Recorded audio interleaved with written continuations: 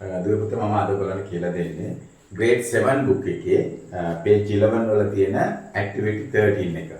activity 13 එක තමයි grade 7 වල මම කියලා දෙන්නේ. බලන්න ඔයගොල්ලෝ පොතේ හොඳට බැලුවාම තේරෙනවා. කවුද බලන්න මේ ඉන්නේ? 100 කෙනෙක් ඉන්නවා බලන්න කවුද කියලා මෙයා.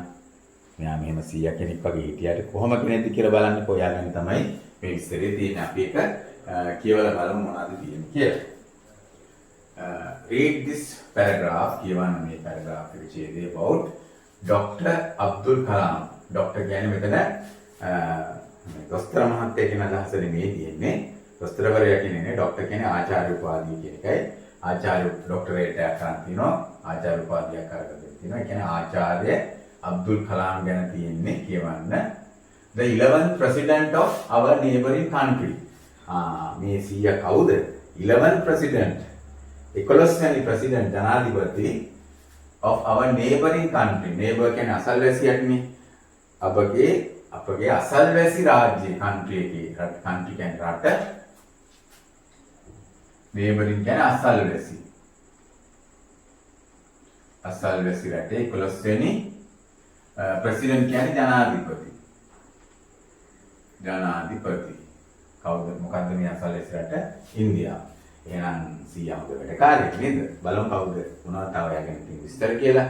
එයා කොහොමද අපිට වැදගත් වෙන්නේ? එයා කොහොමද අපිට ආදර්ශවත් චරිතයක් වෙන්නේ කියලා බලමු. APK අබ්දුල් කලාම් මේ ආචාර්ය කලාම් කියන එක මේ කියන්නේ APK Abdul කලාම් was born. born කියන්නේ ඉපදුනා. ඉපදුනේ on 15th October 1931. 1931 ඔක්තෝබර් 15 වෙනිදා තමයි ඉපදලා තියෙන්නේ in Tamil Nadu. අපේ ලංකාවට ළඟම ප්‍රාන්තයේ නේ තමිල්නාඩු ප්‍රාන්තයේ මහා විශාල ඉන්දියාවේ විශාල දමිළ ජනතාවක් වාසය කරන ප්‍රාන්තය. තමිල්නාඩු වල ඉපදුනේ from an early age. යාගේ ජීවිතයේ early age කියන්නේ වයස early කියන්නේ වේලාසන වයසේදී කියලා කියන්නේ පුංචි කාලේදී අබ්දුල් කලාම් had to work කියන්නේ වැඩ කරන්න සිදු වුණා කියන එකයි. වැඩ කරන්න වුණා. ඒ කියන්නේ තිබුණා කියන එකයි. වැඩ කරන්න තිබුණා කියන්නේ වැඩ කරන්න වුණා. hard මහන්සි වෙලා වැඩ කරන්න වුණා to help his family. උදව් කරන්න ඔහුගේ පවුලේ අයට. ඒ කියන්නේ පවුල ජීවත් වෙන්න, පවුලේ කට්ටියට ජීවත් වෙන්න කියන්නේ පොඩි වැඩ කරන්න සිද්ධ වුණා. අද අපේ ළමයි පවුල ජීවත් කරන්න වැඩ කරනවා තියා ගෙදර අම්මට තාත්තට චුට්ටක් උදව් කරනවාද? එහෙම ළමයි කාතුරට ඉන්නව නැත්තේ නැහැ. වැඩි දෙනෙක් එහෙම කරනවාද කියලා බලමු නේද? He studied යා ඒ වගේ මේ අතරතුර ස්ටඩි කළා. අධ්‍යයන කටයුතු කළා at St. Joseph College තිරුචිරප්පාලි. එනම් නම් ටිකක් අමාරු කියන්නේ ඉංග්‍රීසි වලට එකක් නෙවෙයිනේ. තිරුචිරප්පාලි කියන තමිල්නාඩුවේ St. Joseph College එකේ තමයි ඉගෙන ගත්තේ. He had average grade. එයාට average එකක් තිබුණා. average කියන්නේ සාමාන්‍ය කියන එකයි. සාමාන්‍ය grade තමයි තිබුණේ. ඒ කියන්නේ ලකුණු මේ අති විශේෂ සුපිරි ඉගෙනීමේ හැකියාවක් තිච්ච කෙනෙක් නෙමෙයි. හැබැයි වුණාට එයා සාමාන්‍ය ළමයෙක් විදියට at school එයා ගත කරේ. But he was a hard working student. අන්න අපිට ගන්න ඕන ආදර්ශය හැම කෙනාම මහා බුද්ධිමන්තයෝ වෙන්නේ නැහනේ. එයාට සාමාන්‍ය ලකුණු තිබුණේ. හැබැයි උනාට එයා hard working මහන්සි වෙලා වැඩ කරපු ශිෂ්‍යයෙක්. සමහරව මහන්සියෙන් වැඩ කරනවානේ මහන්සි වෙලා ඉන්න ගන්නවානේ. That is the example we can take. hard working student. හොඳට මහන්සි වෙලා වැඩ කරන ශිෂ්‍යයෙක් වුණා. who lived learning. මොනවටද? who loved learning. එයා හරි ආස කළා learning වලට. ඉගෙනීමට හරි ප්‍රිය කළා. ආදරය කළා. he obtained ඒ නිසාම he obtained කියන්නේ ලබා ගත්තා. ලබා ගන්නවට තමයි obtain කියන්නේ. ලබා ගන්නවා ඒකේ වාස්‍යංශ එක තියෙනවා. ਉਹ ලබා ගත්තා degree කියන්නේ උපාධියක් ලබා ගත්තා in physics. physics කියන්නේ භෞතික විද්‍යාවට. physics වලට උපාධියක් ගත්තලු from the University of Madras. කොච්චර හොඳට ඉගෙන ගත්තද කියනවා නම් එයා උපාධිය ලබා ගත්තා ෆිසික්ස් වලින් භෞතික විද්‍යාවෙන් from the University of Madras. විශ්වවිද්‍යාලයෙන් යුනිවර්සිටි එකෙන් මැඩ්‍රාස් වල මදුරාසි තමිල්නාඩු ප්‍රාන්තයේ තියෙන මදුරාසි නගරයේ විශ්වවිද්‍යාලයෙන් උපාධියක් ලබා ගත්තා. එයින් යා නැවතුන්නේ ස්පෙෂලායිස් වුණා, විශේෂඥතාවයටපත් වුණා,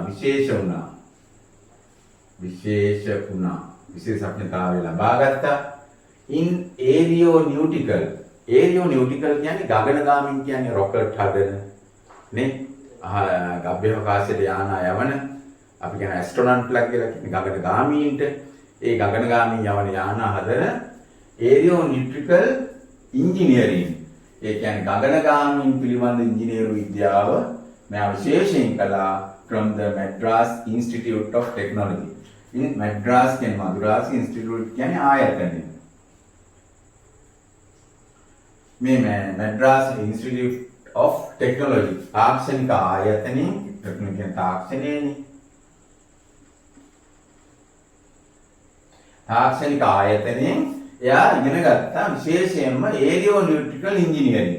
මේ ඒරියෝනොටිකල් ඉංජිනේරින් කියලා කියන්නේ මොකද්ද? ගගනගාමී ඉංජිනේරු විද්‍යාව පිළිබඳ තමයි මෙයා ඉගෙන ගත්තේ. පොඩි විද්‍යාවක් නෙමෙයි ඉගෙන ගත්තේ. සීයා මෙහෙම හිටියා නේද? බලමුකෝ එයා කොහොම කෙනෙක් කියලා. තවදුරටත් බලලා Madras Institute of Technology.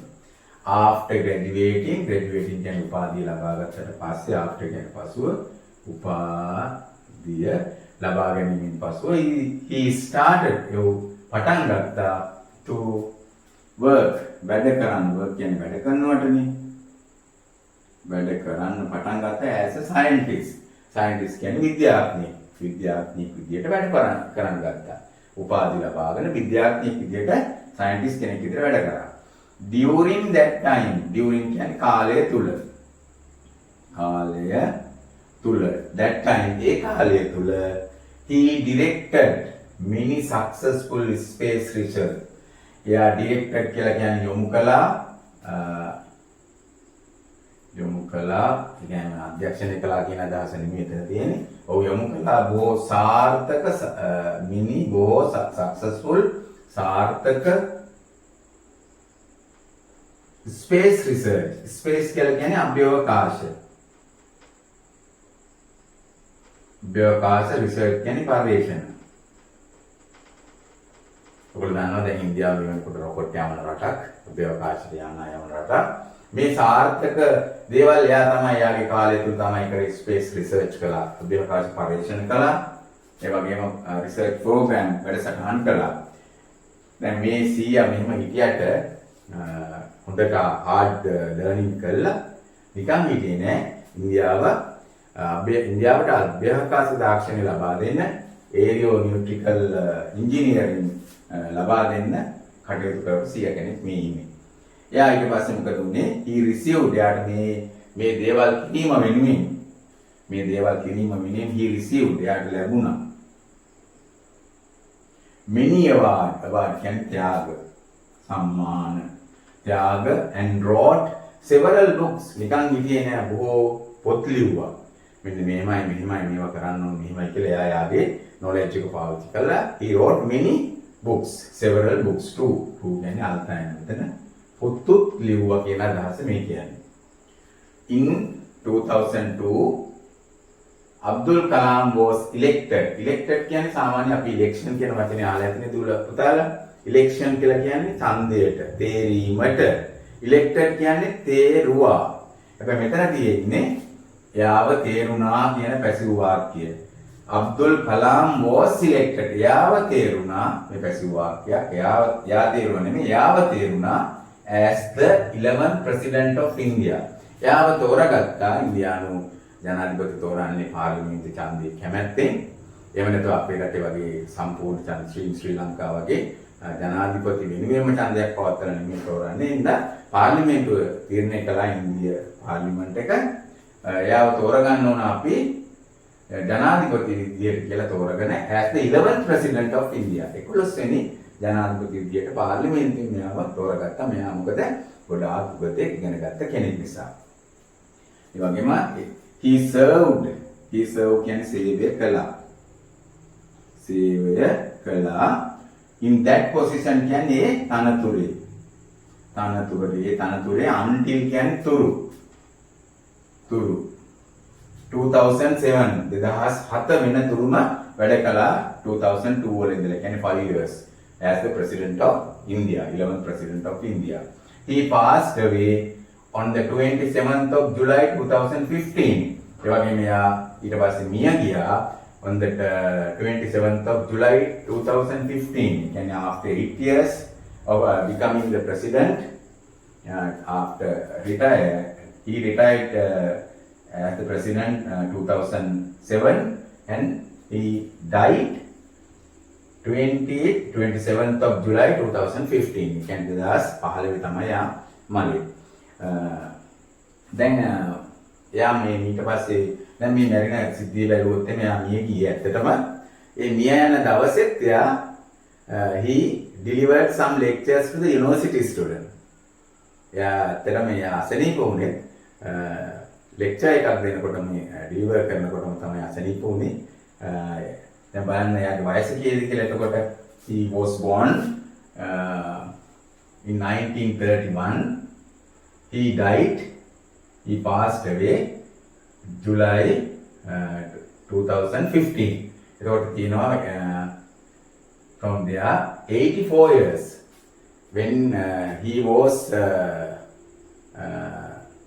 delivering the speech in university, he died. When he died, his age was 84. You count that 84. Then අපෙන් අහනවා දැන් complete Dr. Abdul Kalam's life story. complete කියන්නේ සම්පූර්ණ කරන්නලු සම්පූර්ණ කරන්න Dr. Abdul Kalam's life story එක. එයාගේ මේ ජීවිත කතාව from his birth උපතේ ඉඳන්ම becoming කියන්නේ පත් වෙනවට පත්වීම දක්වා the president of India, ඉන්දියාවේ ජනාධිපති වීම දක්වා උපතේ සිට අපිට සම්පූර්ණ කරන්න ඕන. මම මෙතනින් බලලා ලිව්වා. මේකේ තියෙනවා දුවේ පුතේ මේ තියෙන්නේ he was born on 15 October 1931. ඒක අපිට දීලාම තියෙනවා පුතේ මේ විදියට. ඊට පස්සේ ඒකේ ජීවිතයේ වැදගත් අවස්ථා මම ලිව්වා. ඊළඟ වැදගත් අවස්ථාව තමයි he studied at St. Joseph College, Tiruchirappalli. මම ඒක ලිව්වා. he studied at St. Joseph College කියලා ලිව්වා. ඒක අතර අවස්ථාවක්. ඊට පස්සේ he had average grades ඒක අපිට ලියන්න ඕනේ school, but he was hard working student. එයා හොඳින් මහන්සියලා වැඩ කරා. who loved learning. එයා ඉගෙන ගන්න ආස කෙනෙක් විදියට. ඊට පස්සේ විශේෂ වැදගත්කමක් තමයි he obtained degree in physics from the University of Madras. ඒක මම ලිව්වා. ඒක ඊළඟ ජීවිතයේ වැදගත් අවස්ථාවක් ජනාධිපතිකමනේදී. He obtained a degree from the University of Madras. ඒක ලිව්වා. ඊළඟට specialized in aeronautical engineering. ඒ වගේම එයා විශේෂඥතාවයට පත් වුණා aeronautical engineering from the Madras Institute of Technology. specialized වුණා විශේෂඥතාවයට පත් වුණා in aeronautical engineering from the Madras Institute of Technology. ඔන්න මම ඒක ලිව්වා. ඊළඟ වැදගත් අවස්ථාව ජනාධිපති ගමනේදී මේ තියෙන උගත්කම මේ තියෙන සේවය නිසා තමයි යාට ප්‍රෙසිඩන්ට් වෙන්න උනේ. ඊට අදාළ ටික ලිව්වාම ඇති. ඊට පස්සේ මොකද වුනේ? එයා කළා ඉවර වෙලා after graduating උපාධිය ලබාගත්ත පස්සේ he started to work as a scientist. ඒකත් වැදගත් අවස්ථාවක් නේ. started to work as a scientist.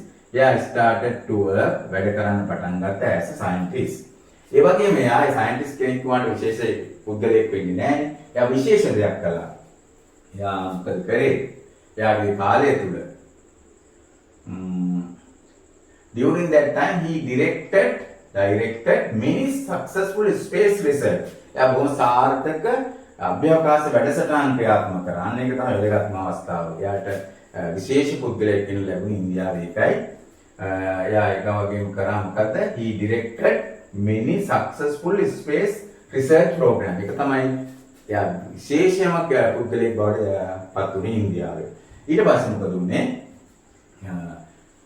he received many award. බොහෝ ත්‍යාග ලැබුණා ඒ ගමනේදී.